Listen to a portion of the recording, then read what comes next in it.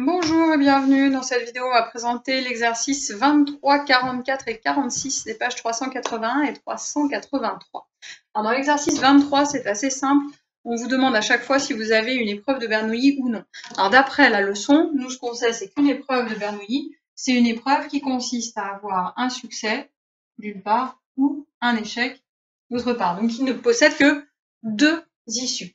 Et là, ici, vous avez la probabilité petit p du succès, la probabilité de l'échec est donc de 1 moins p. Ça, c'est la notion de base. On n'a rien d'autre. De toute façon, nous, sur ces épreuves de Bernoulli, c'est la définition. C'est une épreuve qui ne possède que deux issues. Un succès, un échec. Alors là, ici, on s'intéresse à ce qui est proposé. L'urne contient 10 boules, 3 jaunes, 2 vertes et 5 oranges. Moi, je pioche une boule. Là, je regarde ici, soit elle est jaune, soit elle est verte, soit elle est orange. Ça me fait 3 issues. Là, ici, ça ne correspond pas à mon schéma de Bernoulli. Non, ça n'est pas une expérience de Bernoulli. La B, on contient 20 boules, 13 jaunes et 7 oranges. Okay, là, ici, mon expérience, soit j'ai pioché une jaune, soit j'ai pioché une orange. Mettons que la jaune, c'est le succès et que la orange, c'est l'échec, ou inversement, peu importe les probabilités. C'est bien une épreuve de Bernoulli. Deux issues, épreuve de Bernoulli. La C, l'urne contient 20 boules rouges numérotées, 10 avec des nombres pairs et 10 avec des nombres impairs. Alors là, ici, ce qu'on me propose, apparemment, c'est de regarder si le nombre est pair ou si le nombre est impair. Donc, à nouveau, peu importe la couleur, en fait, elles sont toutes rouges, donc en plus, il n'y a pas de différence. Soit elles sont paires, soit elles sont impaires, deux issues, donc à nouveau, épreuve de Bernoulli, pas de souci. Et la dernière, l'urne contient une seule boule. Là, ici, on a un peu un problème, c'est s'il n'y a qu'une seule boule, peu importe ce qu'il y a dessus, la couleur qu'elle a, on n'obtient qu'une seule issue, et une seule issue, ça ne fait pas deux issues, ça n'en fait qu'une seule. Donc, ça n'est pas une épreuve de Bernoulli. Donc, assez simple, on retient épreuve de Bernoulli, il y a deux issues, point. Alors, le 44, on considère une pièce truquée de sorte qu'elle ait 2 chances sur 3 de tomber sur pile. On lance une seule fois cette pièce et on considère la variable aléatoire grand X donnant le nombre de faces obtenues. Justifier que X suit la loi de Bernoulli.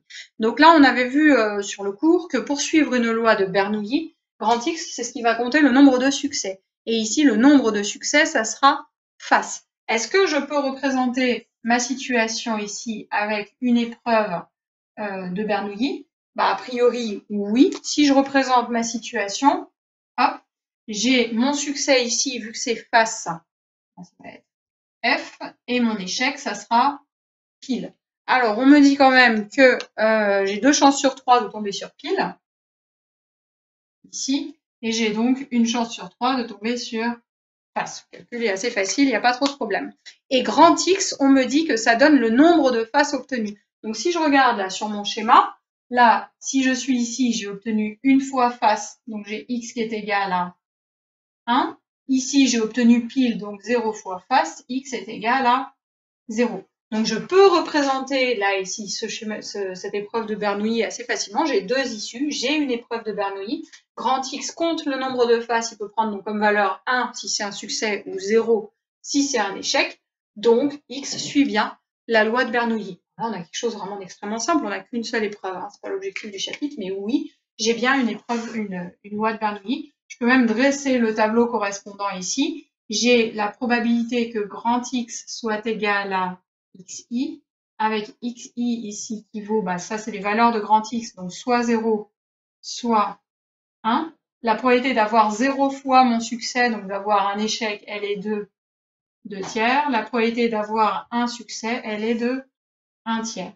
Ce qui fait que grand X suit bien la loi de Bernoulli, de paramètre petit p est égal à 1 tiers. La probabilité petit p, c'est vraiment la probabilité du succès. Et vu que le succès, c'est obtenir face, on a petit p qui est égal à 1 tiers. Pas de difficulté particulière, il faut juste le reconnaître. Alors là, pour le justifier, il y a juste besoin de dire qu'on a deux issues et que le X compte le nombre de succès. Donc X peut prendre les valeurs 0 ou 1 et petit p est égal à 1 tiers. C'est tout. Alors pour le 46, on considère la fonction Python donc, qui est donnée. Alors là, il y a encore une erreur. Je ne sais pas ce qu'ils ont fait cette année sur les algorithmes, mais c'est pas super. Le random.random, ça n'existe pas. Donc c'est simplement random et entre parenthèses, c'est tout. Voilà, notre algorithme est beaucoup plus simple. Hein. Random entre parenthèses.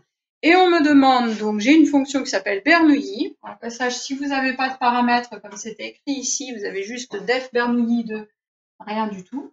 On appelle ça une procédure. Mais c'est pas très grave. Donc là, ici, derf Bernoulli de rien du tout. Ça veut dire que vous ne pourrez pas changer. Les valeurs seront toujours définies de façon aléatoire dans ce cas-là, mais vous ne pourrez pas donner de paramètres. On vous dit que if random, donc on modifie bien, hop, entre parenthèses, est inférieur ou égal à 0,63. Donc là, on a un petit peu le même principe que dans l'exercice précédent. Savoir, on va choisir donc un nombre aléatoire entre 0 et 1, un réel entre 0 et 1, et on va tester s'il est plus petit que 0,63. Donc là, vu que mes nombres entre 0 et 1, bah, j'en ai une infinité, tomber entre 0 et 0,63, j'aurai à peu près 63% de chance. Donc là, normalement, c'est comme ça que vous devriez le comprendre.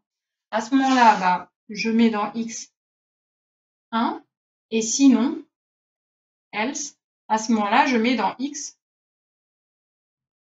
0. Et puis à la fin de ça, donc on a une procédure, s'ils appellent une fonction, on renvoie la valeur de x. Donc ma fonction, là ici, ma procédure Bernoulli, elle va générer un nombre aléatoire, elle va tester s'il est plus petit que 0,63. Normalement, dans 63% des cas, ça devrait être oui. Si c'est bien inférieur à 0,63, on renvoie 1, sinon on renvoie 0. Ce qui fait que j'aurai 63% de chance que mon x soit égal à 1. Alors, est-ce que ça correspond bien ici à une loi de Bernoulli? Bah oui, ma variable aléatoire grand X, elle vaudra 1 dans 63% des cas, elle vaudra 0 sinon, donc elle ne peut bien prendre que deux valeurs, soit 0, soit 1.